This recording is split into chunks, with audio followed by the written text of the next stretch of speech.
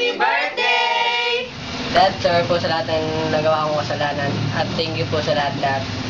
Ingat po kayo palagi. I love you. Kuya, happy birthday. Salamat sa lahat ng binigay mo sa amin. Tulong, lalong-lalo na sa dalawa kong anak. Thank you.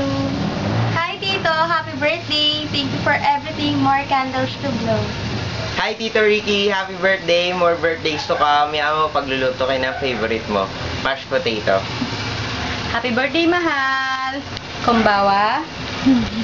Thank you sa pagmamahal na binigay mo sa akin, sa mga anak ko. Salamat din sa pagpapasensya, sa mga katigasan ng ulo ng mga bata.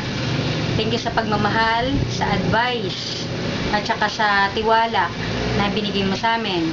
Maraming salamat din sa pag-accept mo sa pamilya ko, sa pagtulong mo.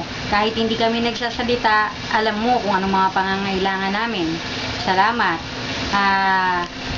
Sabi nga pala ni Daddy Lolo, nasa Cebu siya ngayon. Maraming salamat. Thankful daw siya kasi nagkaroon siya ng manugang na katulad mo. Wish ko lang na ingatan mo yung sarili mo para humaba pa yung buhay mo. Kailangan ka pa ng mga anak mo. Kailangan pa kita. Kailangan ka pa namin.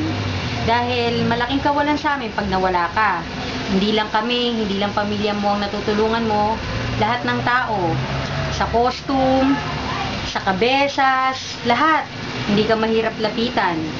Lagi kang naka-oo. Kahit na minsan, niloloko ka na, pero nakakahiran mo nga. Basta nakatayo ka. Kaya, dagdagan mo pa yung pasensya mo sa amin, sa lahat, at saka ano pa ba? Ingatan mo ang sarili mo, lalo ng health mo. Kailangan mo magpalakas. Ito kaya namin ginawa to para Thanksgiving sa second life mo, sa nangyari sa'yo noong February. Lahat kami nalungkot, pero hindi kami nawala ng pag-asa na gagaling ka kasi kawalan sa amin pag nawala ka. Kaya ingatan mo sarili mo. Sumunod ka sa caregiver mo. Ako yun. Sumunod ka sa lahat ng papainom ko. Maging good boy ka. Sa pag-iossi mo, gusto ko iwasan mo na. Kasi para sa health mo yan eh. Kasi talagang